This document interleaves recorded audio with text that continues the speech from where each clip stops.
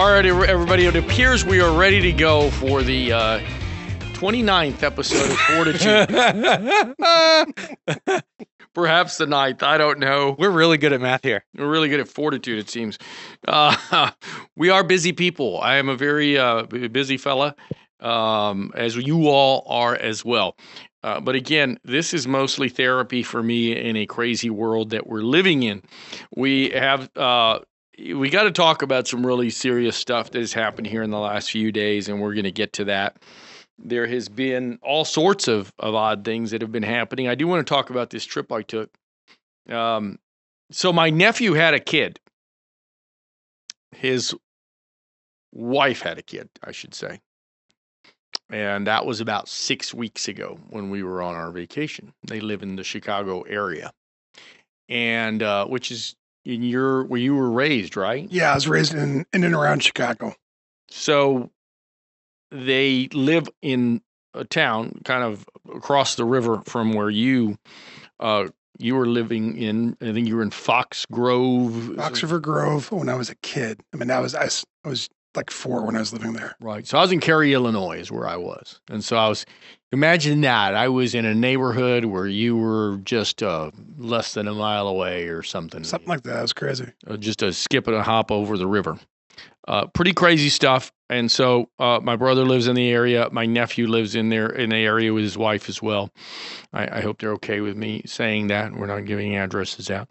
But they're nice folks. And they had a little baby girl, and we took the weekend, a little extended weekend, to go see that beautiful little baby. And it was, as I held this child, this infant, I thought, well, this is what life is about. It brought me back to being a young parent and not being a cynical asshole, which is kind of what I've become as of late.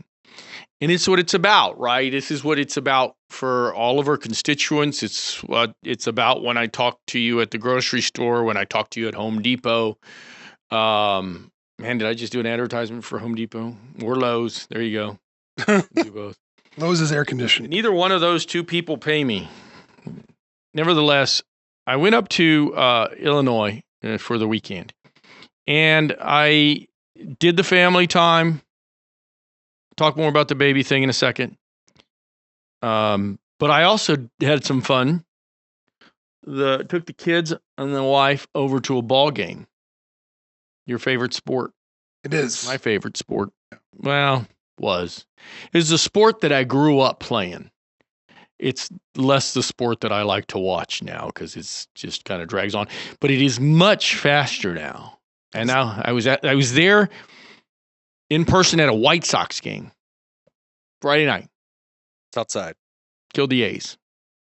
Tell you what, the White Sox have much better food than the Cubs. I believe it. It's true.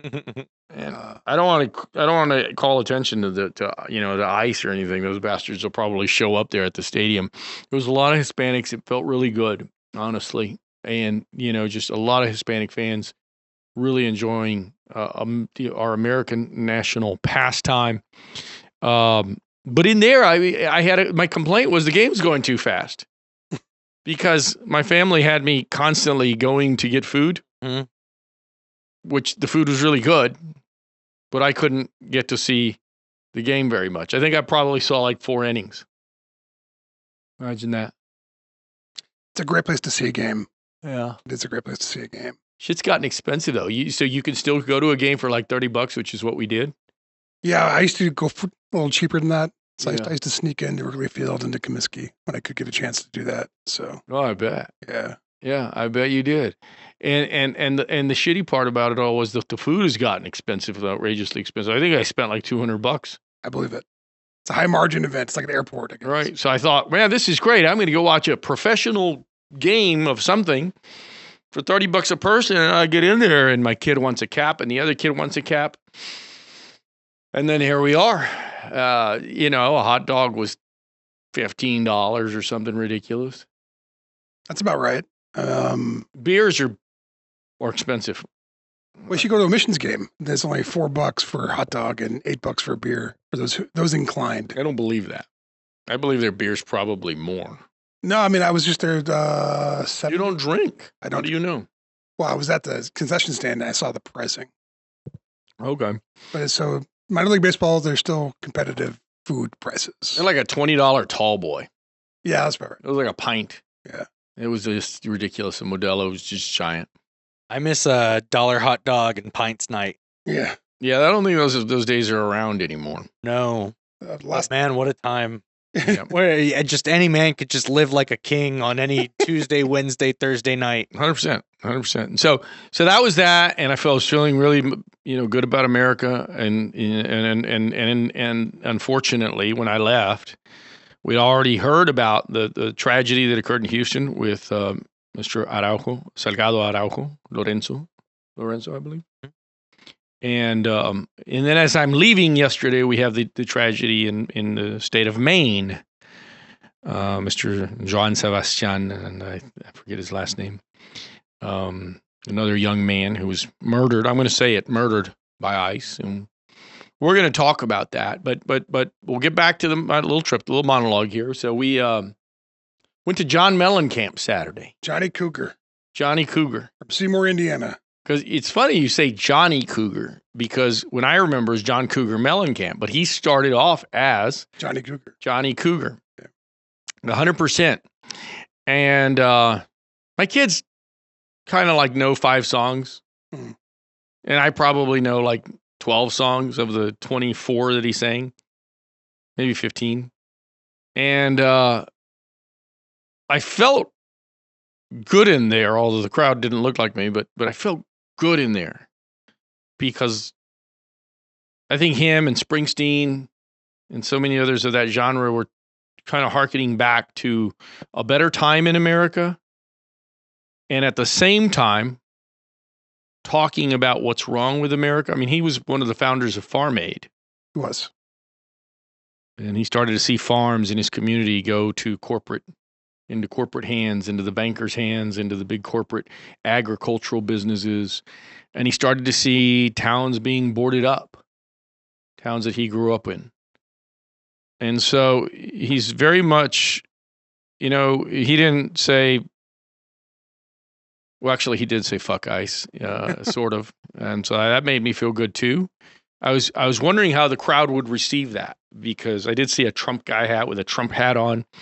But for the most part, the crowd was very, I don't know that they were blue, but they were certainly there for the music and the entertainment. I hope that they see what's going on wrong in America and understand and feel what I feel, because yesterday was not a good day because of what happened to the gentleman in Maine, because his little 3-year-old girl was there, because his wife was there.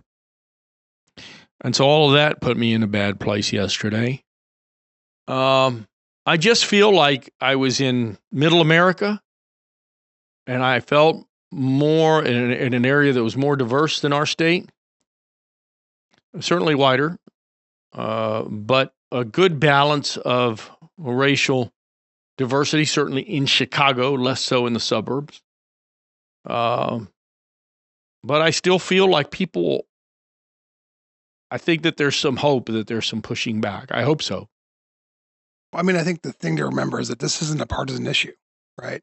It's if your government has secret gangs that patrol down your neighbors and can arrest them without showing their face and can shoot them while they're in their cars, that's not a Republican Democrat issue. It's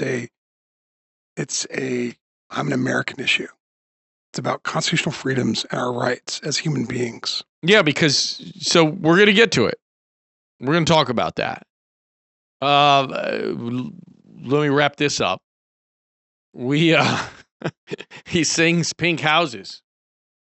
And there's the last line in Pink Houses, one of the last few lines where he says where we get on down to the Gulf Coast of Mexico, right? The Gulf of Mexico. They go on vacation to the Gulf of Mexico. And Pink Houses is a pretty cool song, right? How we are all living this kind of American dream. You got to think this song was 25, 30 years ago. 40 years ago. Yeah.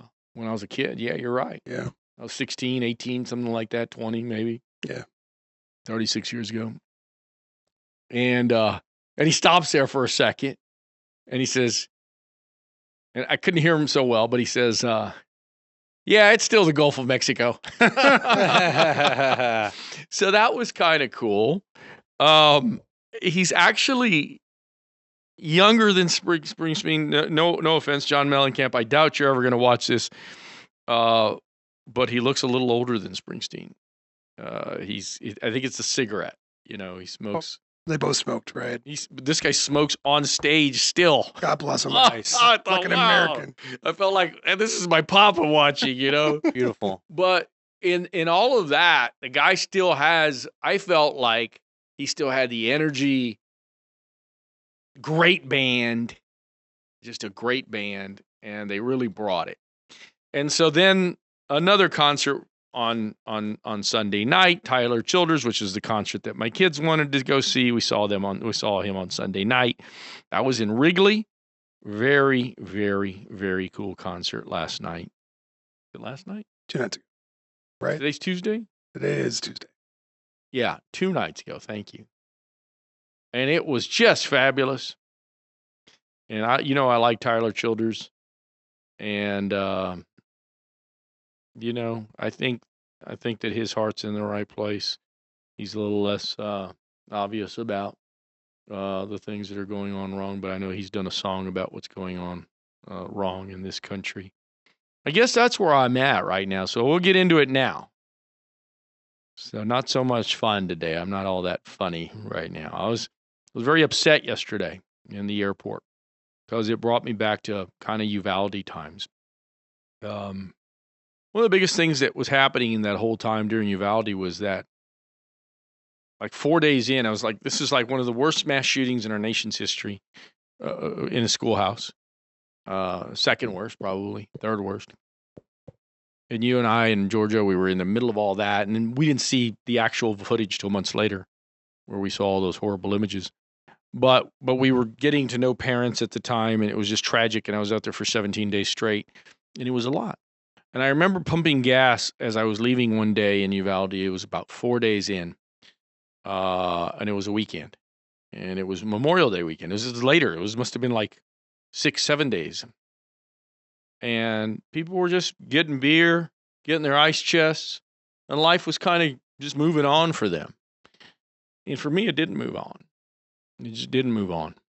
And for those families, it still hasn't moved on, right? They still relive those moments every fucking day. But I couldn't understand then why I didn't feel people were empathetic, why I didn't feel like the country was seeing this. And so last night, when I saw this thing that happened in Maine with these horrible fucking ICE agents, and we're going to get into some policy stuff in a minute that you guys should know about, right? But why I couldn't understand, where's the empathy? Where's the anger? I see the anger in the streets when these things happen, and then I see it go away a day later, 2 days later. The news cycle moves on, and we forget about John Sebastian. We forget about Lorenzo Salgado, Araujo. And I think to myself, that little 3-year-old girl probably asking her mom, where's Daddy? Daddy's not coming home. I don't understand. Where's Daddy? Daddy's asleep. Daddy's gone with Jesus. Those are the things that a Latino would tell their kids. Se fue con Diosito. Se fue a dormir con Diosito. Está con Diosito. Te está viendo. He's watching over you. And how the fuck you get a 3-year-old to understand that? How are we cool with what happened here? And so we have to have this discussion. I mean, so today's not going to be this funny show. We've done that. And then the other frustrating part for me was, and I think I frustrated you in all of this, what can we do about any of this? Because here I am, a lowly state senator. So what can we do? We did something last week on the Salgado Araujo case, and That's where I want to start. So, for those of you that don't already know, Lorenzo Salgado Araujo goes off, I guess it was Tuesday. Was it last Tuesday? Yeah, a week ago, last Tuesday. Last Tuesday. Goes off to work. Presumably gets chased down by a couple of undercover cops' cars and gets killed. They claim that he weaponized his vehicle. They claimed that they were looking for somebody else. That is the ICE. That's what they said. We were looking for somebody else. This vehicle was similar to that one. He weaponized his car.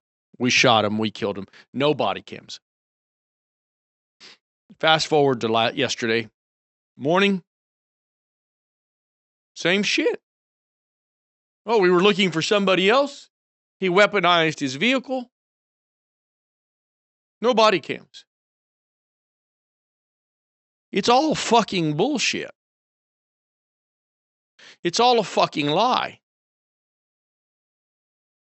Tom Homan is a fucking liar. Mark Wayne Mullen is a fucking liar, and Donald Trump is a fucking liar. It's just a lie. I'm sorry. I don't buy it. So, well, they've lied about this before, right?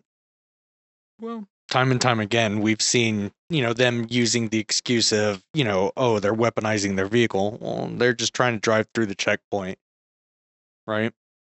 Yeah, I get it. So what we've tried to do in the past when we're in session is try to do things about these things. So I can't do anything about the case in Maine, but we tried to do something about the case in Texas last week. We sent a letter to DPS. They said, oh, wrong guy, wrong vehicle. We didn't mean to shoot this gentleman. We were looking for somebody else, but he did weaponize his vehicle against us, so we shot him. But the first part of the Homeland Security statement, the ICE statement said, working on a tip from one of another law enforcement agency. Well, I was tipped off that other law enforcement agency was DPS. And I've had my run-ins with DPS on everything that was in Uvalde, and it was a constant set of lies. Over and over and over.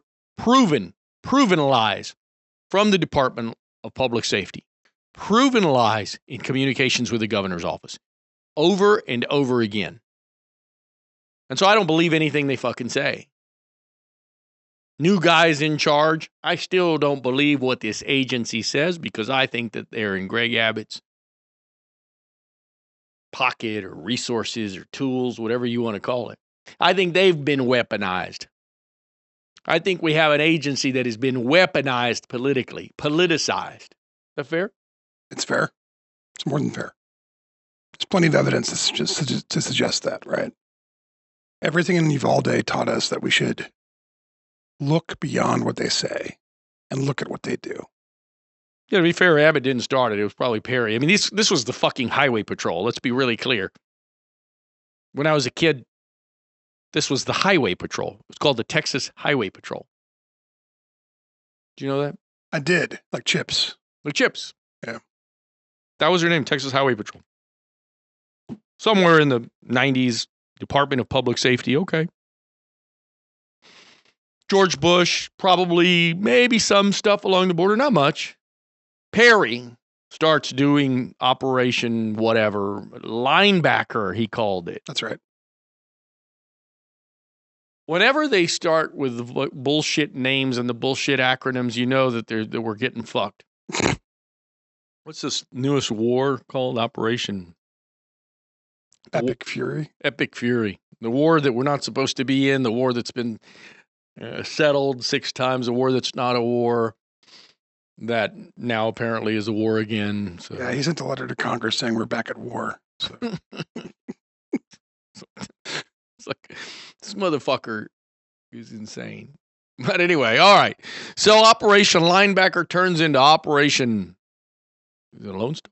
I think. I mean, whatever this dipshit of Abbott calls it. It's Lone Star. I mean, they've spent, $14 million over 8 years to do it? My wife accuses me of mumbling Marty mumbles more than me. Billion. It sounded like million. Billion, right? Don't be mad. I'm not mad. But it was billion, right? Billion. Where'd that money come from? The taxpayers. It's like misappropriations. Not misappropriations, but stealing from one pocket to go to another at times. They did that once in the summer, didn't they? They did. Well, I mean, they had to. I think they took it from the LBB took some money from somewhere else and funded the Operation Lone Star. Yeah, it's just all horseshit. And it's all political crap to scare off the right wing into some that we're being bombarded by migrants and that the migrants are killing us and all this other shit. I mean, it also hasn't had any demonstrable effect in the sense that it's just filled the jails, right, to some degree.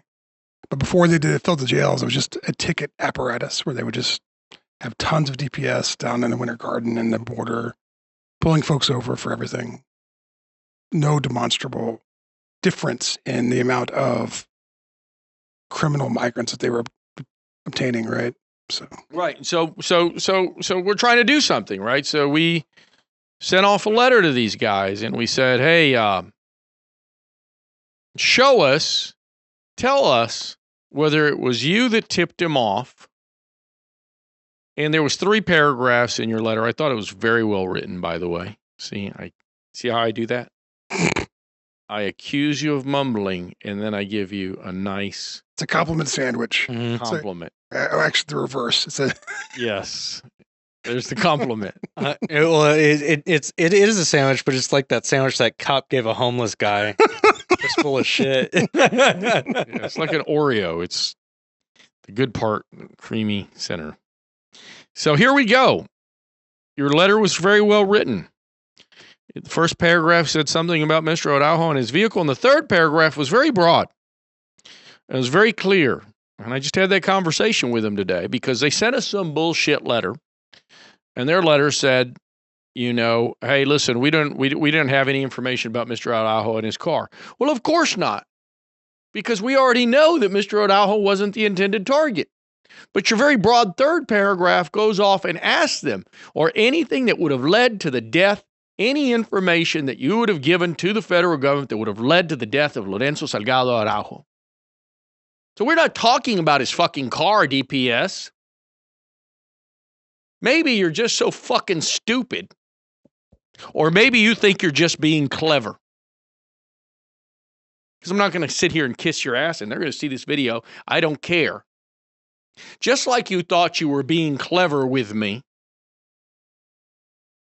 4 months ago when I asked you to give me all of the data, all of the emails, all of the strategies that you are utilizing with and in conjunction with ICE and Homeland Security targeting Latinos. And their response to us was, we don't target Latinos. That was the response. It's all horseshit. And so we're going to go on and on and on, and we're going to keep on sending you the FOIA requests and narrowing them down. And when you refuse to answer, we're going to sue you. And if you want to play that game, that's fine. Because that is what action is. My next letter's coming out. And if I don't get the response, then we're going to sue you. What should district attorneys across this, I've talked about this. If I was a DA in Biddlesford, which I've never heard of this place, Biddlesford in Maine, is that what it's called? Biddlesford? That's what I've read. I've never heard it pronounced. I mean, is it Biddleford? Biddleford? I don't know. Something like that. My phone is not in front of me right now. Whatever county that is, I would go prosecute these guys. We have yet to see a county district attorney prosecute these people. I think that the district attorney in Hennepin County and Minneapolis has taken some steps toward prosecuting the shooter of Renee Good. I think that's true. I hope so. Yeah. I know someone was extradited. Yes. I hope they prosecute the guys in Denver. I hope to prosecute these guys because at some point, these rent-a-cops, because this is the part that Marty was talking about earlier. And here's where all this constitutional shit comes down. These aren't cops. There's not a fucking thing I've seen where I see where these guys act like cops. That's the scary part for me. Yeah, these look like ISIS checkpoints. Well, they're wearing masks. Yeah. They still don't have body cams. Correct. Oh, we haven't gotten them yet. Fuck you. That was Homeland's response yesterday. We got the money, but we haven't gotten them yet. We haven't doled them out. So is there a shortage on fucking cameras? I mean, is there some fucking titanium or something that you're putting inside of them or some shit? Well, they have to train the cops on how to properly cover them up. Yeah. For those FOIA requests. Is that another 6 weeks of training? Let me explain to you what a cop goes through in the city of San Antonio, which is probably the 7th largest city in the nation. It is the 7th largest. You have to take an exam. First you apply. Then there's an interview process to see if you're even, if they want you. There's character tests. There's a physical exam. There's a written exam. Once you go through those 4 hurdles, then they say whether you're going to be in their academy or not. That academy takes 9 months. 9 months to be a real policeman in a real big city. Right now, Homeland Security is training these ICE bastards for a sum total of 6 fucking weeks. 10,000 new cops on the street with masks on. 10,000 new goons on the street with masks on. Who don't give a fuck. Carrying guns, carrying tasers, carrying badges in unmarked cars with no license plates. Rousting people. God help me tomorrow. God help us all. Could happen to anybody. Oh, yeah. Well, he weaponized his vehicle against us. And that's what they said about Renee Good. Oh, shit. So I guess the question is, what can be done about it? Prosecutors, if you're listening, prosecute these people. Republican congressmen who control Congress right now, we all know what you are and we all know who you are. You'd probably do something. You think they do something different if Hispanics voted, 40% in their favor? 50% in their favor? You think they do anything? They might. Although they get elected demonizing Latinos. Yeah. Right. So. Right. So we're Americans, motherfuckers. And the big fucking message is to those Latinos that are voting for these assholes. For all of you Latinos that are voting for these Republican pricks, wake the fuck up. They don't like you. They don't like your color. They want you to wipe their kids' asses, clean their lawns. They don't want to give you a leg up. They don't give a fuck about you. Republicans do not give a shit about you. You're never going to be in their club. You're the wrong color. There's a Z on the end of your last name. You're not going to be in their club. Greg Abbott doesn't like you. Greg Abbott doesn't like Latinos. Someone told me the other day, his wife's Latina. Who gives a shit? This guy doesn't give a fuck about the Hispanic community because you're separating kids every day from their parents. You're putting people in jail every day that don't deserve to be in jail. You came in here for no other reason than to search for the American dream. And so I don't know what to say to them. I mean, have a hearing, guys. You think they're going to have a hearing?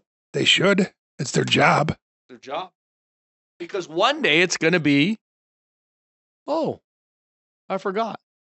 John Sebastian had a permit to be here. Yes, he was lawfully here. Oh, Renee Good was an American. So was Alex Preddy. Alex Preddy was an American. So what the fuck are you Republicans in Congress doing because they're killing your people? They might even kill a Hispanic who votes Republican. Hispanic American who votes Republican. There's plenty of those, at least 30%. Plenty.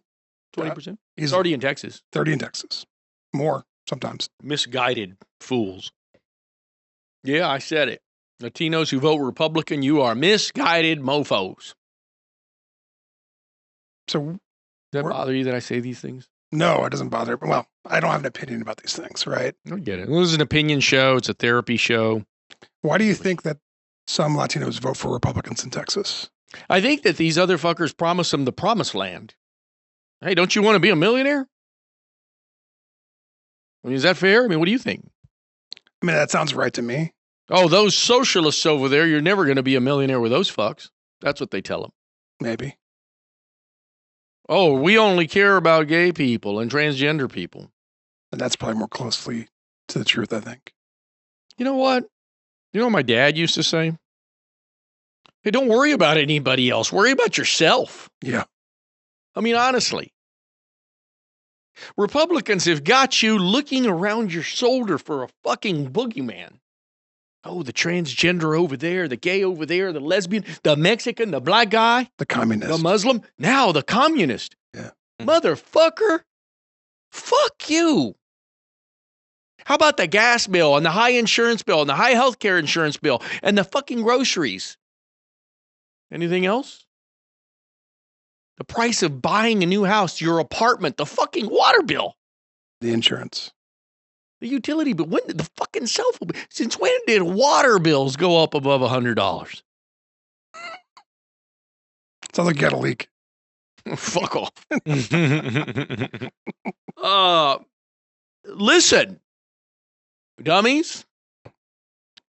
Maybe I'm not going to get my viewership up much by insulting people.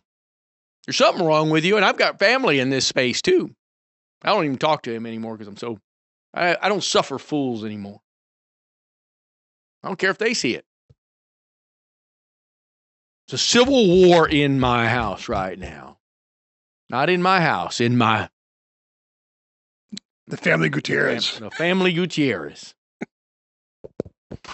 I don't have time for those people. I could be a Democrat and tell you, you know what, that George Bush guy, I disagreed with him. We shouldn't have gone into Iraq. He was a fucking asshole for that. And he did it for money, money, money, money. Money, money, money. But he wasn't this guy. Yeah, he didn't steal $4 billion. Yeah. So I could tell you a few good things he did. maybe I could tell you a few things that Nixon did. EPA. Probably relations with China. EPA is more important to me. But Into the Cold War. Back now. It's back now because it's not a Cold War. It's lukewarm. It's a parboil. I swear to God, Trump got honey trapped. I'm sure you did. I know that's what happened. It is my opinion that is true. That Trump got honey trapped. And if you don't know what that is, Google it.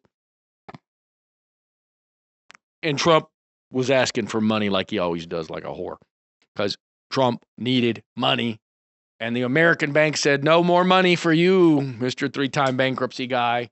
And he goes to Deutsche Bank, and Deutsche Bank says, no more money for you. But what does he do? Hey, I got a talent show. What do they call it? The Miss America beauty pageant. I'm going to do this one in the universe pageant in Russia. He meets Putin for the first time. Putin introduces him to the oligarchs, and the rest is fucking history. Well, Putin probably introduced him to those two models, too, and peed on them. And what does that guy say? Oh, anybody knows. That's not me. Anybody knows I'm a germaphobe. Sure. Is that the fucking response that you give when someone accuses you of getting peed on? I would just say, no, it wasn't me.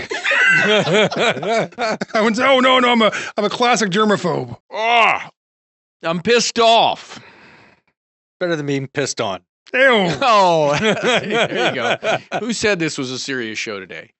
Yeah, I'm pissed off. They're murdering people. They're murdering innocent people. You know what? The Salgado family's not laughing. Family yesterday in Maine's not laughing. And it's not funny, man. And this could be any one of us. And people are pissed. And Mellencamp is pissed, I can tell. He sings a song at the beginning. About a year ago, Mellencamp in a concert walked out because He walked off the show because he was being, heckled by a Trumper. He just walked off somewhere up north. And he didn't come back. And so now he starts his show with this, he tries to be kind of in the middle space, I guess. But he does mention ICE in this one song. And then it's a song that it almost sounds like you're listening to, what was he, Captain John? Remember Captain John? I do. No, I don't. It's like a Captain John song, right? And and it's called "These Are Lawless Times." So he kind of opens it up with this silly song called "Lawless Times," and I'm going to Google that later. And anyway, and he's talking about it around it, right? Right now, our leadership is taking us down this really lawless path. And I've still come back to the same thing, is what are we doing about it? And I guess you and I are going to press on with the Department of Public Safety, because I believe they were involved in this. Because what we do know is that a kid was killed down in Brownsville, Texas, down in South Padre Island, Texas, over a year ago, 18 months ago. And last December, finally it comes out that DPS knew about it for a year. No one told us. No one told us that this kid that had been killed was killed by ICE. For well over a year, they hid that. I think that's right. Mm-hmm. And that's what started our original Freedom of Information request to them on February 23rd of this year. It all started from that and a Texas Public Radio report based on that. And I just want to know what Texas resources are being utilized to support a lawless agency. We are living in lawless times. They are lawless. They're a gang. You said that, not me. I did say that.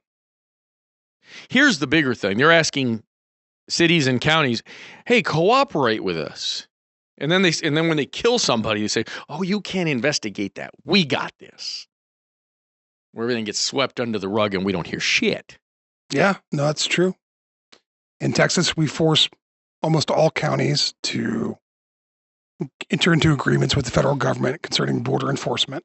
Across the nation. They're called 287G agreements, right? Yeah, but in Texas, we mandate it for certain counties. Mandate it for counties. And many cities do it too. And there's actually several different federal programs they can get involved in. And it's being utilized by ICE to do these raids and to support these raids and to inoculate them from liability. So if you live out of Texas, if something bad happens, call your DA and tell them to prosecute. Call your city council and your county commissioner's court and tell them this. Why are you cooperating with criminals? So Trump says, you don't sign this agreement, I shut off federal money to you.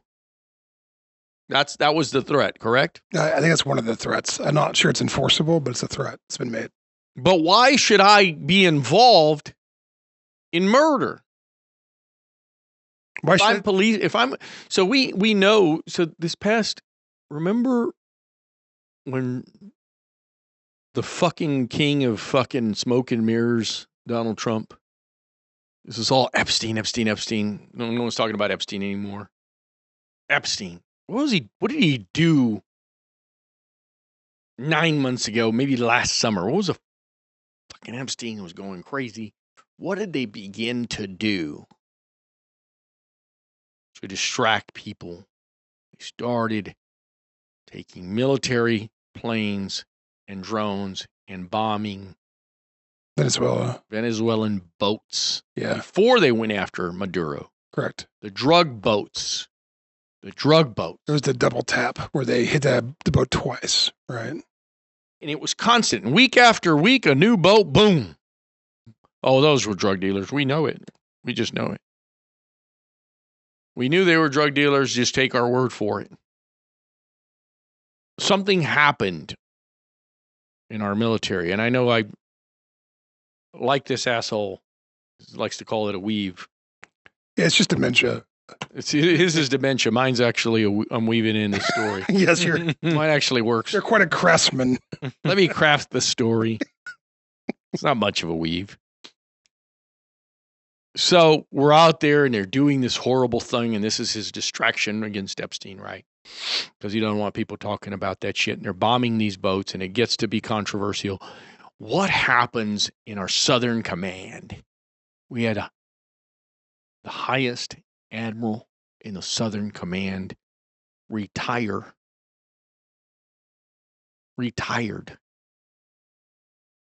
He said, and he just said, and he had just gotten that command like 9 months prior. Yeah, I think I remember reading that. African-American gentleman. Very principled person. He never said why, but the pundits did. And then we started to see other people from the military retire. Then we started to see Mark Kelly and Senator Kelly and some congressmen. Senator Slotkin. Yeah. She may have been a representative at the time. They put out a letter and they said that if you're in the military and you get an illegal command, you don't have to follow it. You can disobey the order. You can disobey the order. And then MAGA lost their fucking minds online about that. They talk about it all the time. All the time. You know what I saw the other night? A few good men. Sorkin. And Rob Reiner. Yeah. What was the famous line? Did you order the code red? Did you order the code red? You're goddamn right I did. You're goddamn right I did. That's it. And then the two privates and at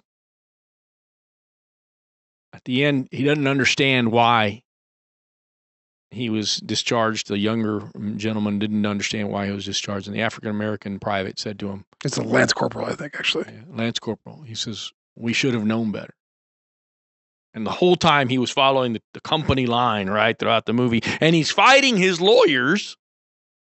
And then he figured it out. He said it was our job to protect guys like him. It was our job to protect guys like Santiago. And so county judges and mayors and council members, you need to formulate some fucking fortitude. And you need to say, fuck you and your 287G agreement. Fuck you. If you take my money, I'm going to sue you. I'm going to take this to federal court. I'm going to take it all the way to the Supreme Court until someone decides, because I will not have my police commit bad acts or be responsible for bad acts. Because they may not be killing people every day, but they're beating the shit out of people every day. And they're dragging people out of their cars every day. And these fucking rent-a-cop 6-week trained motherfuckers with masks on don't give a fuck about you and me. Because Donald Trump's got their back. And he'll pardon them. Just like that piece of shit Abbott pardoned a guy that murdered someone in front of the Capitol. Because his politics were like Abbott's. Took an AR-15 and murdered someone point blank. He spent 4 years in prison. And this piece of shit governor pardoned that person. It happened. Just like in the military code, it says you do not have to follow an illegal order. Our cities and our counties should not subject their police to the law of parties. Should not subject their police to bad acts by goons in masks, no body cams, and no fucking training. And they're no better than fucking Paul Blart Mall Cop. That's not fair to Paul Blart. Yeah. He was the hero of the movie. He was. And he had some morals. And a bitchin' segue. Fair enough. These motherfuckers don't have any morals. They don't give a fuck. You know, I'm sorry if you're in this agency, if you're an ICE cop or whatever. I'm sorry if maybe you're a good one. I don't know that there are any of you. I'm sure that there are. I'm sure that they are mostly law-abiding federal workers. Yeah, maybe not the 6-week trained ones. Right. And I want to be really clear. That's the new company line. Oh, they weaponized their vehicle. Oh, we didn't have a body cam. Oh, and we got the wrong guy. We got the wrong guy. That's the one that scares the living shit out of me. I don't trust these fuckers. If you're pulled over, what do you think you would do? I do it now. What do you do? Roll the window down. Stick my hands out. Literally. Yeah. I yell back at them. Nothing to worry about here, boss. Shaking the tree. Shaking the tree, boss. For those of you that don't know, that's a line from Cool Hand Luke. The greatest movie ever. The fucking greatest movie ever. I do it now. I show them my hands. I swear to God. We sure are the targets. You are. And there's an entity that told me we don't target Latinos. So I've sued that entity before, and we're going to continue to exchange volumes of paperwork until they don't cooperate with us, and we'll sue you again. And hopefully this next answer we get, because that's your job in the next 2 minutes when we get out of here, send out a very, very fucking clear letter to the Department of Public Safety. Hey guys, I wasn't talking about Mr. Araujo's car. Sorry that you mistook that. Paragraph 3 was pretty fucking broad. But we'll be abundantly clear for you. And abundantly direct. Because I knew it was you, Fredo. I knew it was you. What movie? Godfather Godfather, part 2. 2. Did we cover it all today? I guess we could talk about Mitch McConnell or... Oh, well, shit. Yes, we'll close on a high note. Pro-King Republicans. Yeah, listen, I'm not... Listen, Lindsey Graham, listen, the dude's dead. I'm going to leave it at that. He was a funny guy. He was a funny guy. He was a funny guy. But I honestly, I think he was full of shit on a lot of things. I can tell you, I liked Lindsey Graham when he first got elected. In 94? Yeah. Yeah. I'm a young kid, and I'm in college. I'm thinking, where's this guy coming from? Immigration reform? What? No shit. Lindsey Graham was in a group of senators that wanted to have immigration reform in the United States. Yeah, it was a little later, but yeah. And then, was the group of 8 or some bullshit? The Gang of 8. The Gang of 8, scary. And so that didn't go too well for him with his crazy base. And so now he turns into, Donald Trump's cuckold or whatever he was to Donald Trump. His best friend. They're golfing buddies. And so this old boy died. Sad for Lindsey. He had no family other than his sister. We're going to leave that there.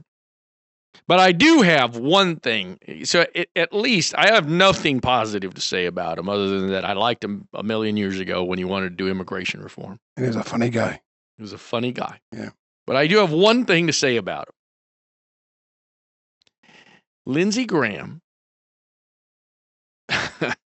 was, I think, listen, he was in Ukraine. He was. I've told you this before. He was in Ukraine the day before he dies. And he's saying, hey, we need to bring more money to Ukraine. We need to bring ICBMs, intercontinental ballistic missiles, to Ukraine. And I'm going to tell Trump that this is what we need to do. Because while he was Donald Trump's buddy, blank buddy. Golfing buddy. Yes. They played, yes. I'm going to leave it there. The man is dead. He was his golfing buddy. But it's fair to say that they didn't see Ukraine in the same light. Because, see, for whatever his faults, the dude kind of understood NATO he understood the balance of power between he understood Russia. He did. He was not Putin's friend. He was not. He was seeking sanctions against Russia again. Yeah. And still. And so, haters, if you're out there listening, I think this poor bastard was fucking poisoned in an airport by the Russians. Now, you think I sound like a conspiracy theorist? That's happened a bunch of times. Alexander Navalny was poisoned by the Russians. That's a famous guy. You've seen North Korea poison people in airports with little contact fucking powders and shit. Crazy spy shit. Yeah. What's a little Novichok between friends? Is that what it's called? Yeah. Yeah, Novichok. Or I don't know the pronunciation. Whatever. Something. That's the nerve agent. A nerve agent. So Lindsey was there you go. I think he was just possibly poisoned. I just think he was 71 years old and was on a 17-hour flight. And that happens sometimes. ICBMs, bro. All right. And the last part of our show is Mitch McConnell. What the fuck? Yeah, man. Yeah, man. Fully clothed in a hospital bed? Yeah. I don't know. You saw Jimmy Kimmel's? I don't watch the late night folks. Well, you know, he no longer has a show. Oh, is that right? You didn't see this? Oh, is Jimmy Kimmel gone now? No. Yes. Oh. Jimmy Kimmel's no longer. Oh, sad violin. And so you saw the Mitch McConnell fully clothed. Yeah. Right. Dingham shirt. Dingham Yeah. shirt. Yeah. So, Jimmy's been gone off of the air for at least 8 weeks. Did the last show. There's the only ones left, Jimmy Fallon. Ugh. Right. Oh. And so he puts his face on top of it. He says, just want to let everybody know that I'm okay. Same fucking message McConnell puts out. It's hilarious. And the right way, it was just cute. It was cute. Yeah. The crazy MAGAs are going nuts, Oh, how horrible. This poor sick man. He was just saying he's okay, too. It's okay. Give old Jimmy Kimmel a break. Will somebody please think of Cocaine Mitch? His family is struggling through this difficult time. Did he ever do coke? No, it was something that a West Virginia senator, I guess now, had said about Mitch McConnell. Yeah. Yeah. He was trying to win a primary and he called him Cocaine Mitch, but I think he lost the primary.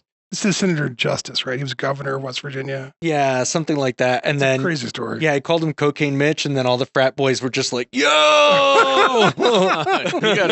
he got extra bumps votes for everybody. It won in the primary. All right, folks. So there you have it. That's the end of our show, Fortitude, today. We were up and down and all over the place, emotionally, spiritually, intellectually. We're always in the shitter. But here's the thing. It is about actions. I know what I'm going to do here in Texas. Folks in Maine and folks in Houston and Harris County need to talk to their prosecutors, need to talk to their folks to make sure. Because a notion I saw that one of the leaders in Houston said, hell, as the mayor, we're cooperating with the federal government. Why? Fuck that. Why? Those are the same assholes that killed your constituent. Yeah. Why? Yeah.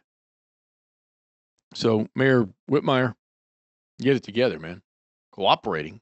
Fuck, those are the assholes that murdered your constituent. So my point is, fight the fight, demand action, do something. And for you folks at home, and even the few of you that might agree with me that you were kind of disillusioned, that you were kind, fucking vote and get rid of this son of a bitch come November and all of his people that support him. In 2 years, we'll take care of him. He'll be out. Not one of his progeny is going to be elected to office. They'll be billionaires on their little islands. Maybe. I hold out hope for something else. Well, just prosecution. Let's be very clear. Yes. Some form of prosecution. That's what I hope for. Yeah, we don't want anybody to think anything else other than hopefully these bastards find their day in court someday, because what's happening in this country is a travesty. We deserve more. We deserve so much more. Everybody, thank you so much for joining us on Fortitude. Show will be out this Wednesday. I know it. Tomorrow. Believe it. Believe it. All right, get it up and running. We'll try to keep it going. Thank you all. Have a good night.